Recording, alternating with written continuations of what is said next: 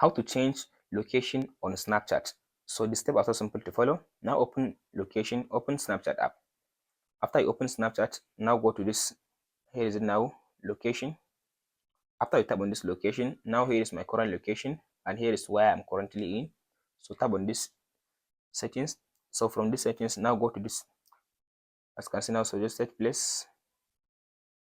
So in this section now, all you have to do, tap on this add address. So from this section, now tap on this map.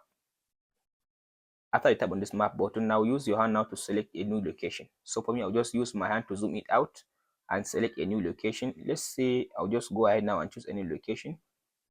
Let's say I want this location to be my location. That's Mali. Where is it? This one. Let's say this country, I want it to be my location. Make sure this arrow is selected the location and tap on this save button. So now here is the current location and here is the country and here is the address of the location. Now if I tap on this save button, now it will save the location as my current location on my Snapchat. That's it guys on how to change Snapchat location for free using your Snapchat app. Hope this video helps. Please like and subscribe. Thank you for watching guys. We'll meet in the next video.